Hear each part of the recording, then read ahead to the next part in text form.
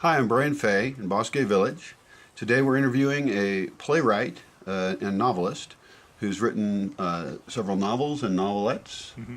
novellas, Novellas. and some plays. So let's talk about you and your work and what you've done so far. Okay. How did you get started writing? Geography class in the third grade. I was distracted and I wrote a first person narrative about experience in Vietnam. My teacher caught me and he insisted that I read it in front of the class, which I did at the end of that class, and my peers loved it. And he said that my homework was to write another story. Great, that was in geography class. Yes, it was. Excellent. That's a great response for a teacher to have. And how long ago was that? Well, like the mid-late 80s. In the late 80s. And you're still writing? Yes. Great. Now, we read one of your plays the other night. It was very interesting. I haven't seen a play quite like that. So in your work so far, what have been kind of the general themes or issues you're addressing? I'm interested in the volatility of nature, and so that extends from humanity outward. And I I like the spontaneity of surprise. So I sometimes begin writing with a joke, with a sentence maybe, and I write a lot about deception and raw experiences. One major theme throughout my work is a sort of self-consciousness where like a person is aware of themselves and is a sort of outcast or very unhinged person, and I use that in learning experiences. Your characters are generally kind of conflicted in some way? Certainly, and I think that's the origin of an interesting person. But definitely there is a sense of exile in my writing. Uh-huh. And do you feel that's kind of autobiographical in a way? Yeah, there's an element of autobiography in that. I'm not a political exile or anything, but there's certainly things that I pull from my experience living and other people's experience living. Some of it is inferred that I use in my writing. And you address some kind of spiritual issues along with that. Certainly, yeah. I think that supernatural experience is part of life, and so that is permeated throughout my writing. And what sort of genre would you fit your work into? Well, I think that the writing that I do would be categorized as literature. I think that I think that tag it has like a pretentiousness to it. But the thing is, I don't write so much in a genre, like such as romance or science fiction. I write about human experiences, and very raw ones at that. So it doesn't really fit into the cubby hole of like the action genre or Right. such genre. Right. Do you see your work developing over time? How has it changed since you began? Well, I got better. I started writing poetry when I was around 16. I had been journaling for several years, and poetry was a natural outgrowth of that. And my poems were definitely spontaneous in their initial construction, and I learned without much time passing that even if I wanted to retain that spontaneous feel to the writing, revision had to occur. So I revised poems, and by the end of my teens, I had a handful of, at what I considered pretty formidable poems. Mm-hmm. Now you've written both scripts and novels. Why would you choose to do one over the other? What's the difference for you in choosing which one to do?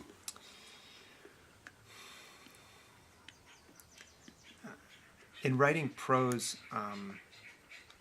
my imagination operates in a very self-centered way, and if it's successful, there's definitely a foreign element on the page. I may not know what I'm doing at first. I may begin writing with a feeling, and it turns into a conflict between a married couple, or a story about supernatural beings.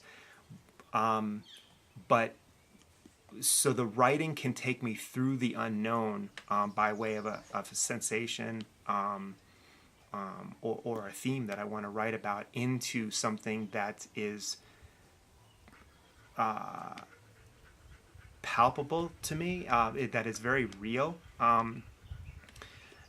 and that is when the character development starts. Because once I know what I'm doing, the characters already have life to them. So they have a life of their own, really, and you don't have it mapped out what's going to happen necessarily. That's right. I mean, I tend to know, when I sort of get my footing in a story, and I'm like, well, this is going to be finished. I just have a good feeling about it. I tend to know more than half of what's going on, what's going to happen. Maybe I don't know the end, or maybe I don't know what leads to the end, but I have a really solid grasp on the story. I know it's going to be a success. So a success for me is something that I finish that I'm happy with. When I write for the stage, playwriting requires attention to second by second detail that passes. So it's important to know who your characters are and precisely what they're doing. Writing for the theater is all about timing, and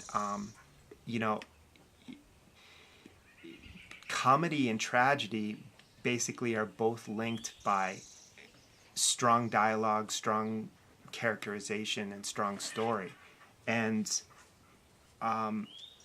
once the words are on the page, it was important for me developing my first piece to go over it dozens of times to really get that feel of that lifelike feel, to transfer from the page to the stage. Okay. And then with your style of writing, would you characterize it as more flowery, more detailed, more sense-oriented, or are you focused more on ideas and concepts? I utilize both of those things.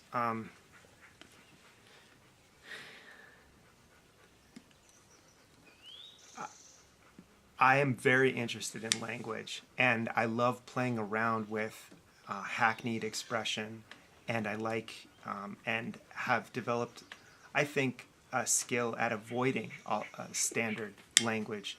So I try to use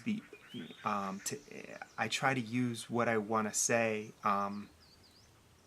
in any possible way. Where if I want a corny humor to appear, it will appear. There's nothing unintentional. So as far as language goes, I do what I can in the English language. And with ideas, I'm very motivated by certain concepts, and one of them is alienation, and another is deception, and I definitely write those into everything that I write. Alienation and deception. Yeah. What are some other novels that you might think of from other writers that have those kind of themes? D.H. Lawrence comes to mind because he was very big on the relations between men and women. There's a lot of mystery in Lawrence, but you wouldn't call him a mystery writer. So there's violence, sexual violence, and there's a lot of sensuality in Lawrence as well. So you get people, and you get these concepts that are exhibited through somebody with skill that really amounts to a sort of artistic thumbprint. You know who you're reading as, after a couple of lines of Lawrence. So And you've chosen not to be very public in your persona as an author. You haven't given a lot of interviews, so thank you for this one. Why have you not done that? Why have you not put yourself out there as a persona? I spent the last 2 decades motivated by travel, and I worked on my craft, and I read a lot, and I just have not been motivated to publish. I had representation about 13 years ago, and it came to me at a time in my life that was pretty difficult. I had just left an engagement, and I didn't have the mindset to make the manuscript that I had, a success by way of publication. I mean, that manuscript had like a certain quality, and an agent said I can publish this, but changes had to be made, and I fought those changes, and the piece was not published as a result. A few years later, I produced, with the help of other people, 2 of my works for the stage, and that was gratifying. Now, one of your plays was performed in Vietnam? 2 of them were. 2 of them? Yeah. I produced 2 plays in Hanoi, co-directed them, and I had some really talented people in the co-director chair for each of those productions, and very skillful amateur actors. Overall, we used one guy for the second play who had never acted before, and he had a natural charisma and a great voice, terrific presence. So for what we were delivering with that production, he was perfect. And I found it to be true for almost everybody that worked with us. We put on good shows, and everybody who participated in it did it because they love theater. Yeah. Could your work be adapted to film, either the plays or the novels? Some of it could be, certainly. Yeah. What would have to change? Well, the format. I mean, a short story can be turned into a script. You have to turn a 30-page story into a 90-page script. It's not hard to do. It's this, the same thing. Like if you took a 300-page novel, I have 2 of those. That's pretty much cake. I mean, you're gonna be able to transfer to the medium of cinema without, it would be a fair transfer. You're not gonna get the essence of of everything in the book, but we understand that in the medium of cinema, it's a different way of storytelling where everything is conveyed in 90 minutes or so. Right. Well, I mean, it seems like you take a script and that would be a lot easier to adapt to film. Yeah. Because it's already, kind of the cadence is already correct. It's already dialogue based. Less words and more visuals in film. So it's an effective way to tell a story, but it's never going to be the same as a book. Right.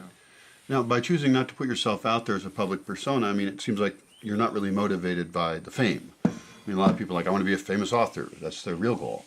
That doesn't seem to be your goal. It has not been my goal.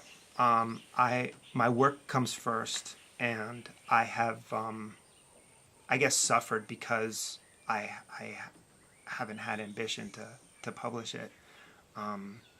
But people change, and there are changes happening in my life, which I think in the direction that I'm going now with the plan that I have to write my next book, I will find publication. So. What's your next book's theme? The deception found in cults, the way that sects are formed, either from an established religion or the imagination of an individual. I think people have a fascination with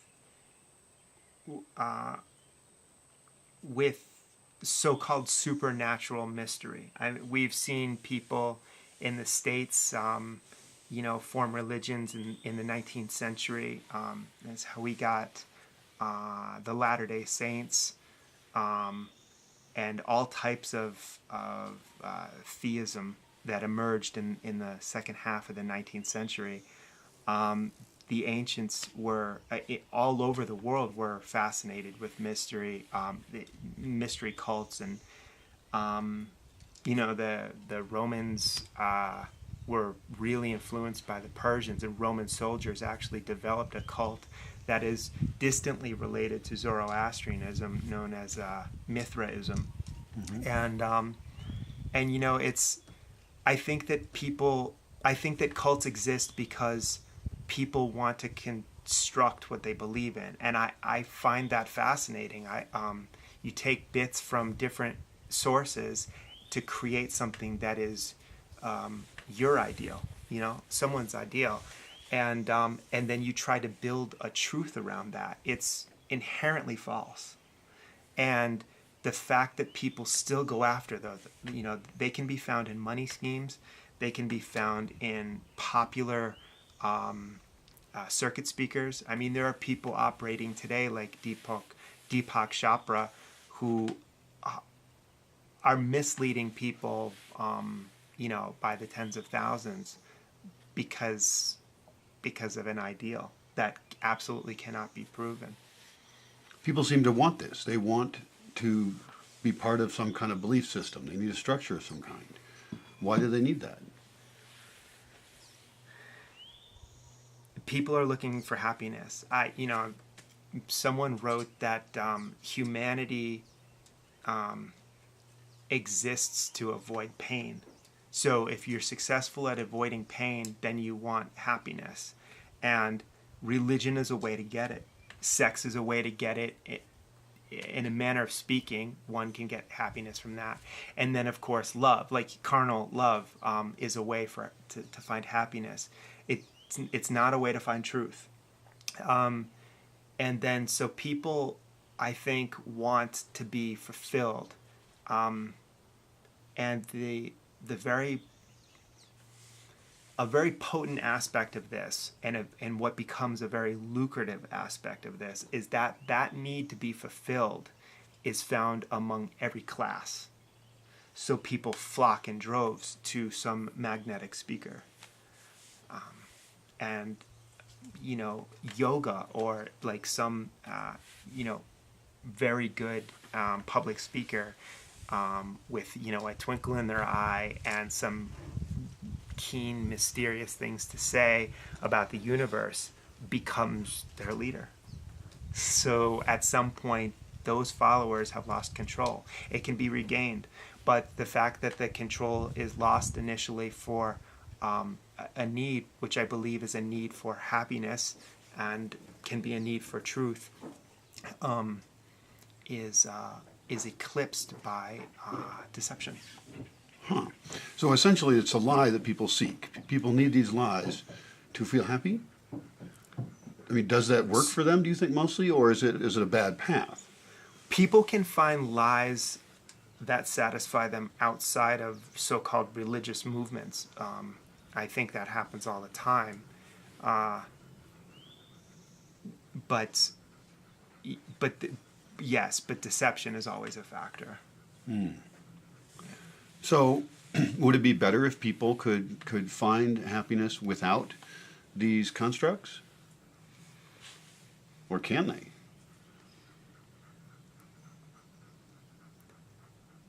What if they just believed this?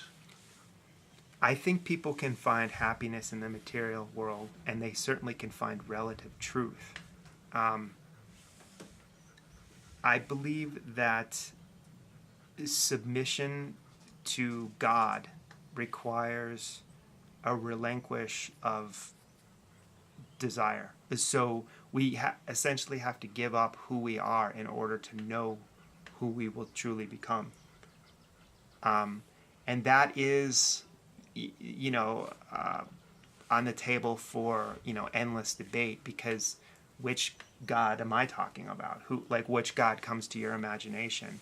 But I believe that in the submission, there is a purity in devotion to divinity. And, I have my conceptions. And so happiness, permanent happiness requires truth. But truth doesn't always make us happy. Letting go of desires will lead to happiness, but it doesn't make us happy. I want to listen to the music I like and read the authors that I love. Just giving up that stuff for some doctrine that I believe in is a terrific battle, but it is eye-opening, and that's how happiness and truth they meld into within the consciousness of a new and enlightened being. People, I think, don't like the word enlightened, because of what it connotates, but enlightenment does happen. What form does enlightenment take that is good? Well, take Buddhism, for instance. Buddhist masters have become masters of their reality. They know where they're going. They have an absence of karma and an absence of desire. And their life, from what I understand, is like meditation, very low intake of food, and lots of chanting and silent fellowship. So those folks have found a way to submit. Buddha said something like, the way to enlightenment, begins with letting go of desire. So do you think it would be useful for people to go in kind of this, Buddhist monk or monk type path and go out into nature and just remove distraction to remove this chaotic world that we're in? Is that a useful tool? I think it's definitely a useful tool. If a multimillionaire came out here and stayed much longer than they anticipated because they had to avoid jail time or something, they are definitely going to have a different relationship with money after a year here than they did before. It's not that sense of greed has left them, but they are certainly going to have a perspective that they did not have on Wall Street. Right.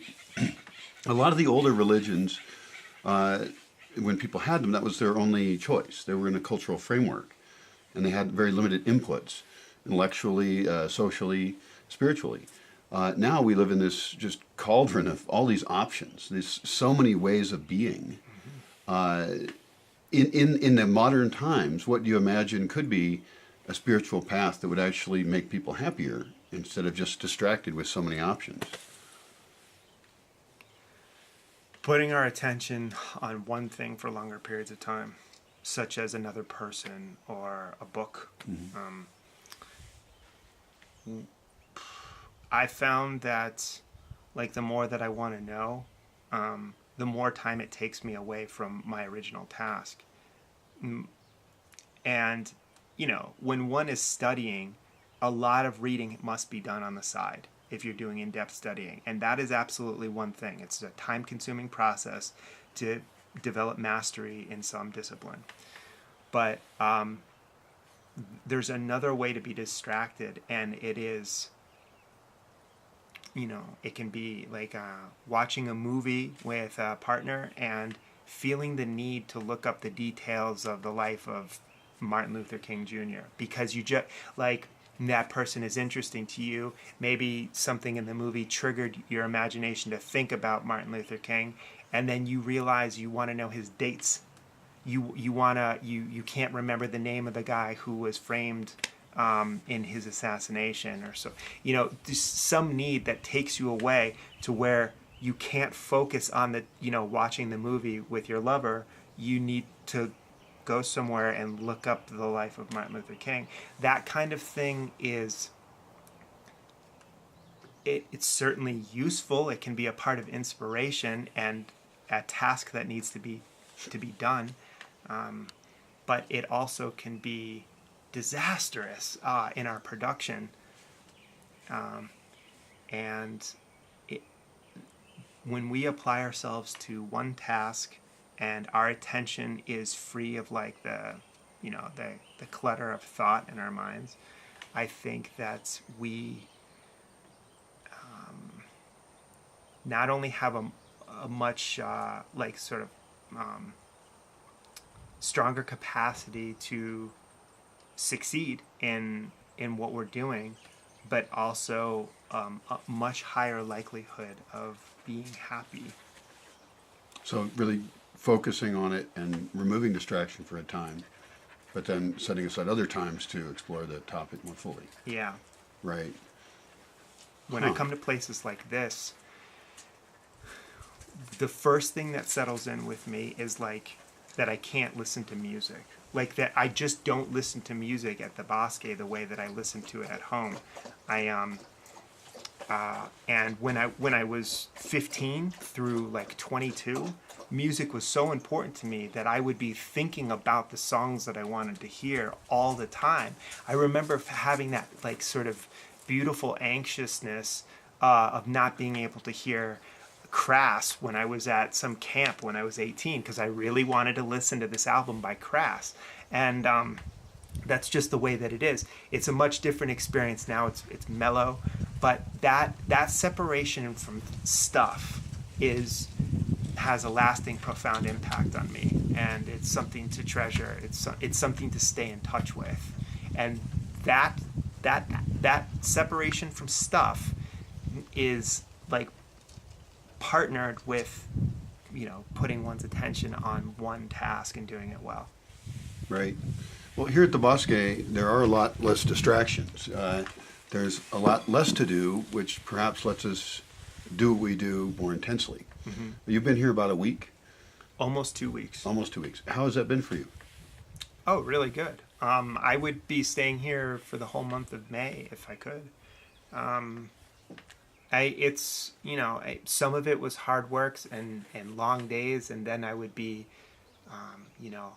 exhausted in the evening and with good cause. I mean, I can become exhausted from a 6-hour day of writing, but the other days have been very relaxing, and the overall experience is it's really vital to me. 2 weeks isn't quite like long enough, but it's the time that I have this year anyways. Yeah. I thought about inviting more writers here. Particularly, I thought about inviting people for NaNoWriMo, mm-hmm. which is National Novel Writing Month. Mm-hmm. So in November, a bunch of people try and write a novel. Even people who've never written before, try and produce a novel in 1 month. Mm-hmm. What do you think of NaNoWriMo? Well, I participated in NaNoWriMo, and I like it a lot. I think it's a great concept, and it's a way to bring people together for sure. But it's I think singular idea is to motivate people to generate a novel in a month's time. Now, 50,000 words, I believe, is the goal, mm-hmm. and that is approximately half a novel. A masterpiece isn't going to be produced in that month of November. It may emerge in the following months, and the Bosque is a potentially great location for people to come out here and write. Many people like to, at least I have this idea in my imagination that some people like to go under a tree with a pen and a notebook and write. I work at a desk, and I have water and tea accessible. I take pauses to listen to rap music, but mostly I'm working in silence, over a notebook or in front of a computer, and that's what's up. Like for me, part of writing is of course rewriting, and that can even happen in one day. But it's definitely pacing. Sometimes doing exercises, but mostly it's writing and then getting up to like walk around and think about like what I'm writing, which I could do here. But I would definitely be in one of the cabanas at a desk writing. Right. And so if there was other people here, that could be useful or it could be a distraction. What parts of having other writers around could be useful? Are there exercises or discussions that would help? Talking about what people are interested in. I mean, chit-chatting about Hegel or, Virginia Woolf, that's stimulating. And if people meet when they're not working, like if it were November now and 5 people were congregating in this space and one person had been writing here for hours, the person writing and the people talking would have to separate in order for it to be cool for everybody. I think that interaction, it theoretically sharpens one's chops. You begin to judge the ability of others, maybe the taste of others. That's an easy one, right? Like what people are interested in. And then, of course, like where one stands amidst their peers. So all types of emotion can come into play in a setting such as this. However, if people are really dedicated to their craft, there is going to be much more writing than there is like schmoozing. But there's going to be time for both. Yeah, I think one of the things this place could offer is just a space to be removed from all the requirements of daily life. I mean, there's people with families and kids who for NaNoWriMo or even just writing anytime, it's hard for them to carve out time for them to write. And so if the space doesn't have distractions, if you always have that option to just separate off, write when you want to at 3 in the morning or in the afternoon, and then you've got other stimulations when you want them. I think that might serve people pretty well. Yeah. That's my hope. What advice would you give somebody who hasn't written their first novel and has a desire to write? They maybe have ideas or this thing, something they're passionate about. They want to be a storyteller.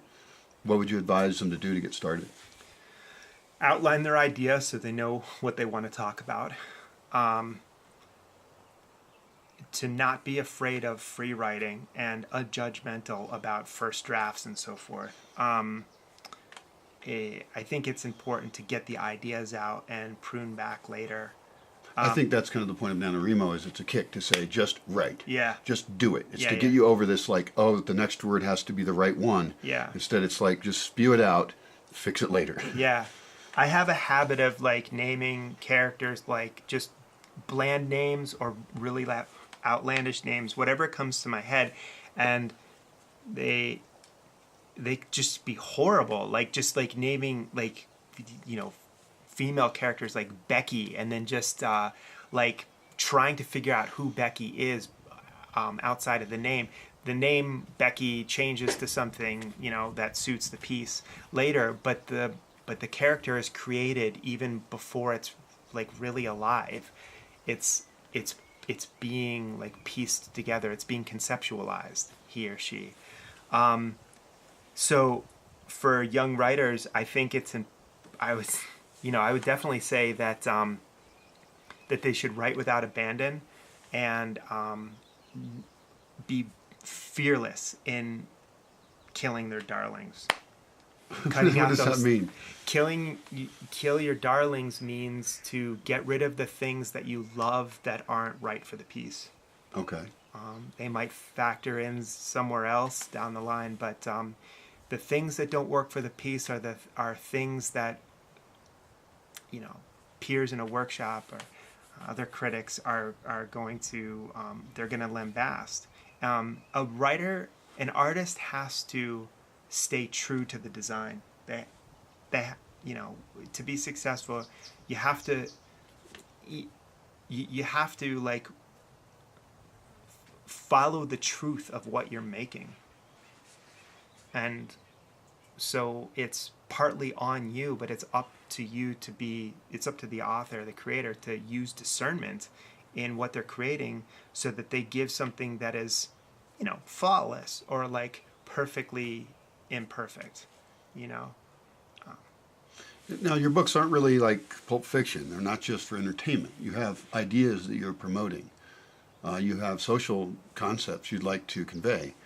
If your books 100 years from now are still being read, what kinds of values do you hope that people take out of them? Life is constantly changing, and we don't own anything. So we are here temporally, and we have to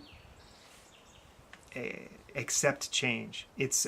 Accepting change is the way to it's the way to enlightenment. It's the way to be happy and to be really prepared, because we don't get to choose how long we're here. We don't get to choose you know, our level of intellect, the color of our eyes, unless we do so artificially. So we have these things that seem to make up who we are, but really we're shells. We're constantly developing while we're here, and then we lose this thing that we've gotten to know over the time that we've been here. So whatever we are, it's not defined by these bodies. The things that I care about talking about are this, you know, this like eternal change, truth.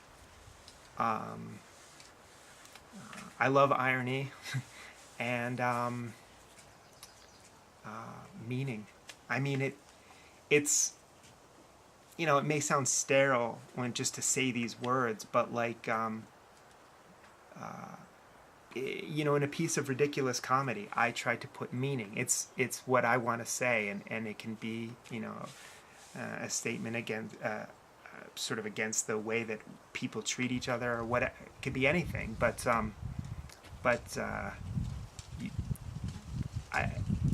that's what I run with, you know. Is that kind of a passive role, though? I mean, we obviously don't have full control over who we are. We're in a space, we're an intersection of forces, but we have will, or we think we have will, to create, to cause change, to create ourselves.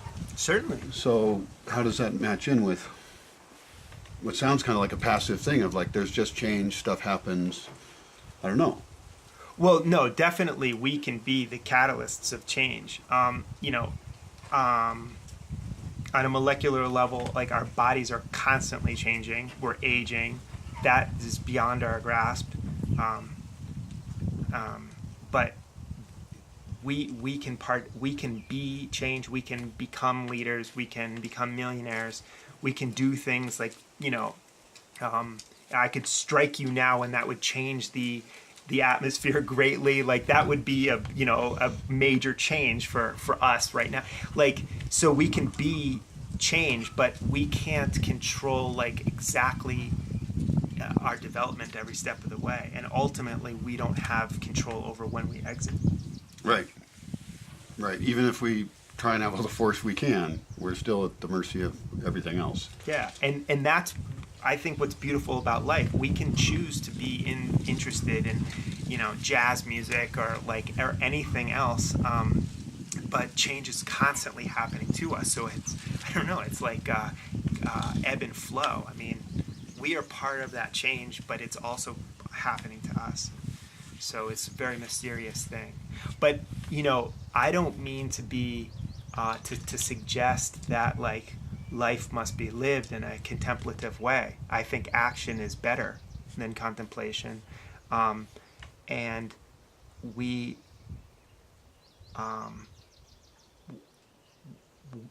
are here to develop. We are here to develop our thought and our behavior. So I think it's healthy to be thinking new things and to be trying new things. Right. One of the tools you've used to do that is travel. You've traveled quite a bit. Yes. How has that impacted your way of thinking about things?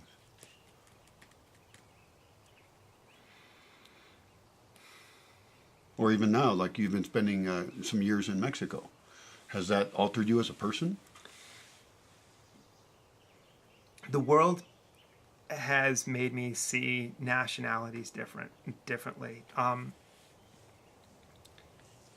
We're not confined to the country that we're born into, and we are certainly free to make our decisions concerning its ideals, its policies. And though I was born in the United States,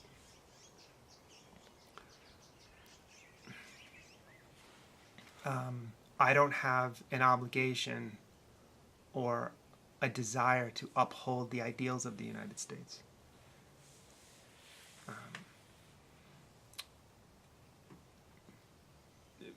We're fragile, and we're also resilient. Traveling has just been a way to see like the similarities and the differences between people throughout the countries that I visited. It sounds very like obvious. Well, yeah, I mean, but that is maybe the only way to see it is it's kind of cross-cultural anthropology, you know. Who are we at the core, and then what are the various expressions we can have in various places? Mm-hmm. And that's tough to get without travel, certainly. Yeah. How many books do you have? I wrote 2 novels, several novellas, a half a dozen plays, and dozens of short stories. Okay. Great. Well, I look forward to reading them. I haven't read all of them, but it's going to be fun watching you develop as a writer and seeing you develop the themes you play with. So in your personal library, how many books do you have? Well, here in Mexico, it's hard for me to tell. I bought quite a bit. Maybe 200 books. But you've read a lot of books in your life. I have. You're constantly referencing books in our conversations. I left a library of 90 books in Hanoi. I left a library of maybe 150 books in Seattle.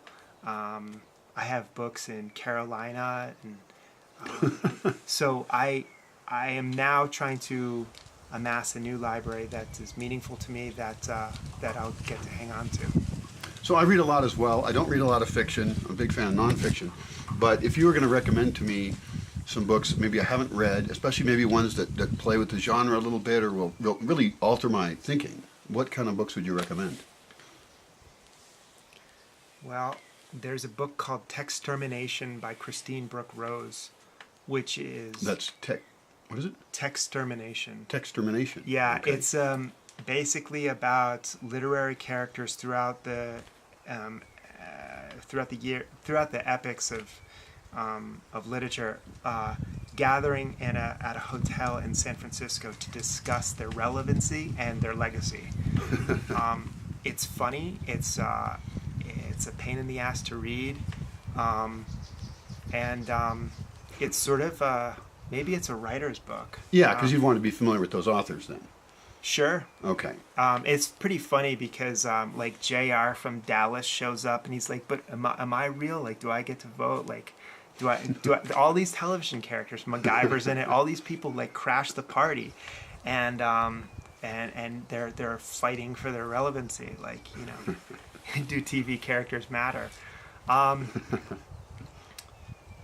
What are some other books? James Joyce, Ulysses is fantastic. I tried to read that. I couldn't get through it.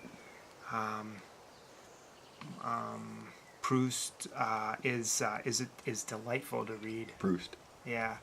Let's see. How about living authors? Living authors. Yeah. Well, Richard Foreman is, I think, a great playwright. He seems to be concerned with motion. There's like constant movement on the stage. I've seen a few videos where one where he plays the director and he's got a megaphone and his characters, the actors are in a boxing ring. his stuff is almost impenetrable. It's very entertaining, but I read an interview with him saying, like, it's fine with me if people forget what they saw after they see it. They don't know what it's about. They don't remember the lines. He is going for a totally different aesthetic, and I just think he's an interesting guy. His name again? Richard Foreman. Richard Foreman. Okay. Let's see. I saw a production in the town that I live of 10-minute plays. I think David Ives was in there. He's done some great short comedies. And there's this guy, I can't think of his first name. His last name is Poe, and he's written, let's see, this guy wrote a play, a tragic comedy called Wakey Wakey, which came out within the last 5 years. I saw a production of it in Austin, and it's terrific. That guy's great. There's a lot of great playwrights working now. Right now, films are what's popular right now. Everybody sees movies. Yes. Not so many people see theater. Why should they go to the theater? I mean, the film has better special effects. The film is faster paced. The film is better produced. Why go to live theater? Because of the kinetic energy that is reciprocated between the audience and performers. Theater is it's a spectacle that the audience is a part of. So it's ephemeral, just like our lives are, and it is powerful. Great theater, I think, has amazing dialogue, pacing, and story. The story really is optional. I mean, you look at a play like Waiting for Godot. I mean, it's just like a novel. In my opinion, it depends upon how it's told, not what it's about. So theater has a mystery and a vibrancy that films do not have. Going to a film is a much more casual experience. I don't believe that one needs to get dressed up to go to the theater, but it is not so casual. It's an intense experience. Good theater is intense. I saw a production of Macbeth in Seattle, and it was done. There wasn't even really a stage. There was a sort of like collapsible amphitheater type thing for the audience to sit on. And it was violent. It was fast-paced. I mean, not just violent, but it was actually gory. There was a lot of like display of intestines and stuff, and it was very, very fun. And the reason why it was fun was because it was well cast and well directed, and it was so it was super, super alive. Now that experience really, matters only to the people who were there and recall that show, but that's also true of movies. I mean, that is a whole different experience, and I don't think that it's necessary. I don't think it's helpful to really compare movies and theater. I mean, both of them have their place. One has an ancient tradition that stems back to ancient times, and the other is much more recent. Both of them are valid art forms. And both of them offer, good entertainment and bad entertainment. I think that theater, there is really something worth fighting to keep in the community that people who are putting on a production have. It's definitely a bonding experience, and it's amazing to see people come up with solutions to. You're all in. Putting on a production, you're always looking for solutions. How are we going to get this toilet? What's our budget? And what about when the axe falls on the character's head? Like, you have to determine what the axe is made out of. If the character's going to have a stand-in or what. Everything has to be accounted for, and solutions must constantly be found in order for a good production to work. And so it's exciting for the people involved. In a sense, I've been in some plays. I'm certainly not a great actor or anything. In fact, I might be a bad actor. But the audience is part of the show. I mean, the audience, even in their reactions, the liveness of it creates something very different. And I like making movies. I think it's really great. And I like putting on a stage production. There's this energy when you're in front of an audience that's just completely different as an actor. Just this tension, this adrenaline. It's just so much more real, you know, and you can't undo something. It's not like, oh, let's do that take again, you know. And so in a sense, the audience could be a good audience or a bad audience too. Now, I asked you, what's the smallest audience you could have that makes a play worth doing? Let's say if you had 5 actors, and you said 5 people in the audience. That was interesting, and that really, I think, speaks to the uniqueness of the experience. It's about this interaction. Yeah. The entire product is not just on the stage. Yeah. I think some people will tell you that the minimum audience required is 1.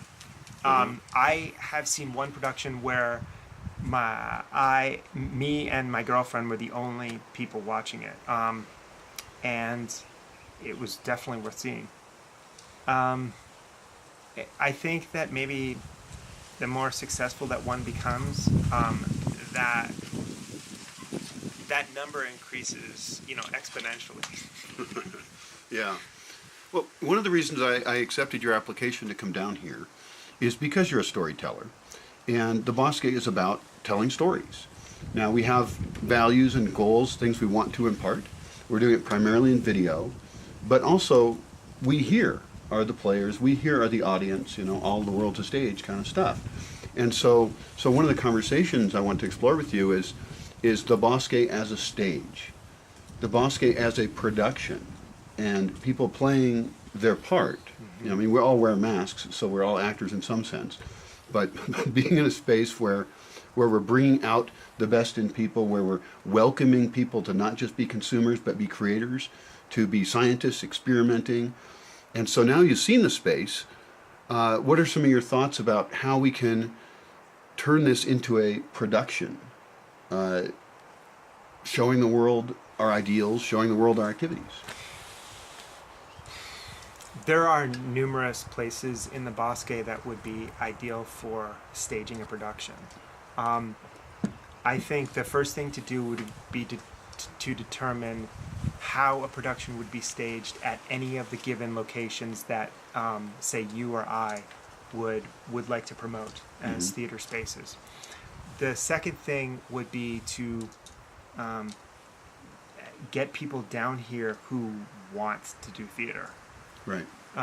People who want to see it, people who want to produce it. And so with all of these people, then you have the manpower to construct sets and to rehearse. So there are so many options. It would help by defining first, the ideal spaces, the go-to spaces, right, for putting so on like shows. like in this space, thinking about, okay, what's our lighting like at what time of the day? Yeah. How can we augment the lighting?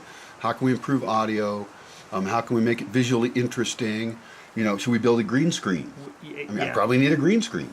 Where the actors would stand when they're not on stage. Right. Where the audience would, how they would be seated or standing. Right. Well, I'm mostly picturing the audience as being those folks in the camera. Mm-hmm. So and I don't know. That's why I ask about theater versus film. I don't see a ton of division there.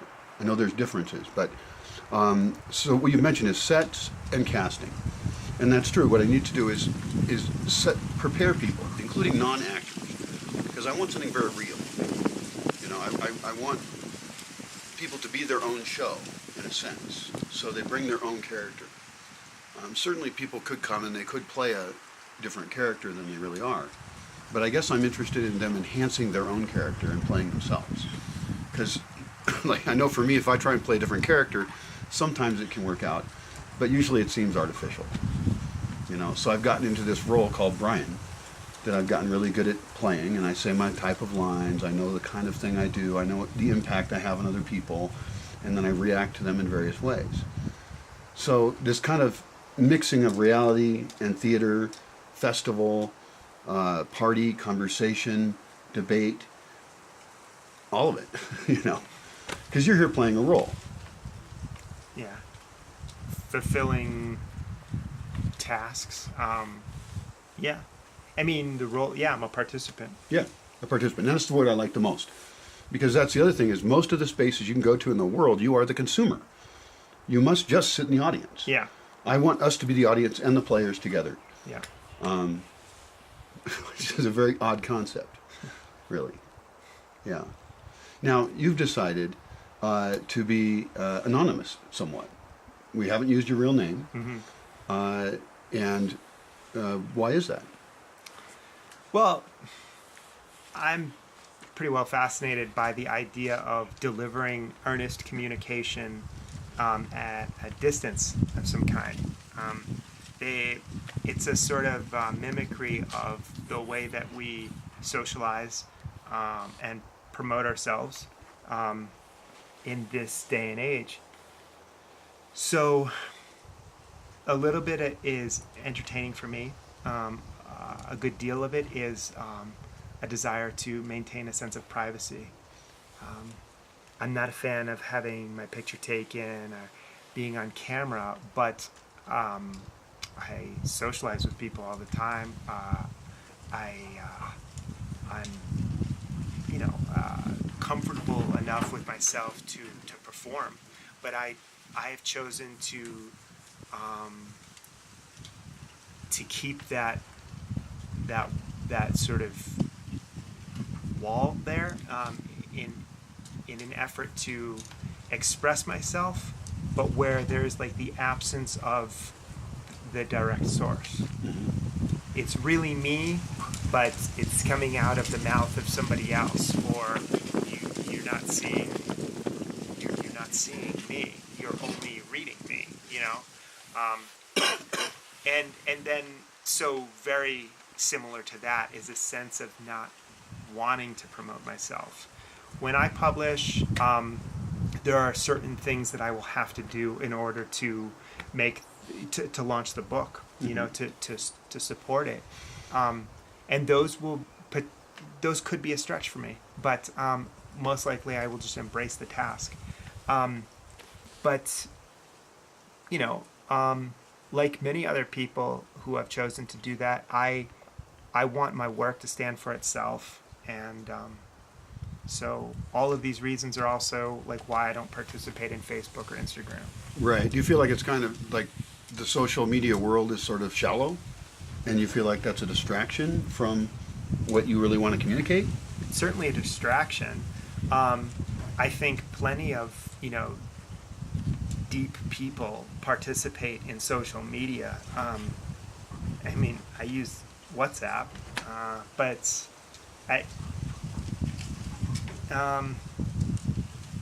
there's an element of narcissism, but we are designed to like who we are. I mean, most of us don't want to be someone else. We want to have our mind. We want to have our sense of taste.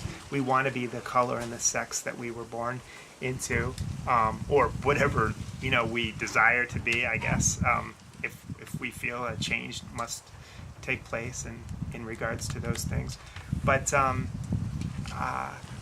it's not really shallow. I mean, there's definitely an aspect of communicating in cyberspace that is shallow and narcissistic, but I don't really think the participants are shallow or narcissistic. It's just a sort of practice that has become widely accepted that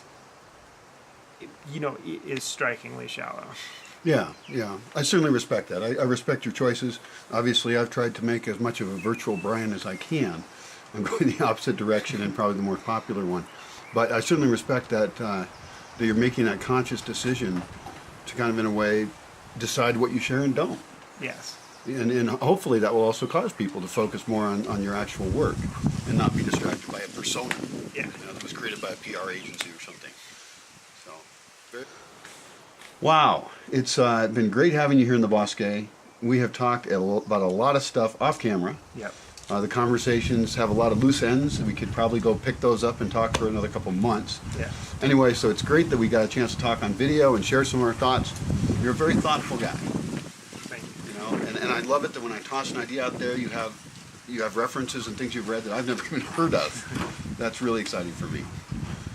So thanks for being a participant here. It's good talking to you, Brian. All right. Great. So my geography teacher assigns me the homework to write another story, and he gives me a week to do it.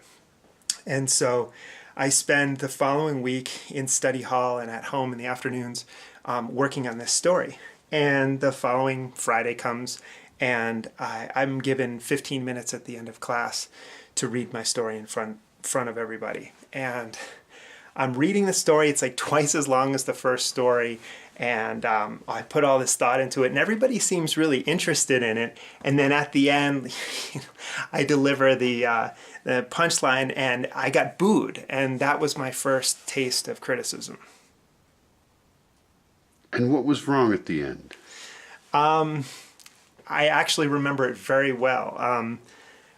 The story was a sort of more personal and gory representation of combat. So it involved less people, and at the end, a character is beheaded. And so I think the last sentence was like, his head off and away.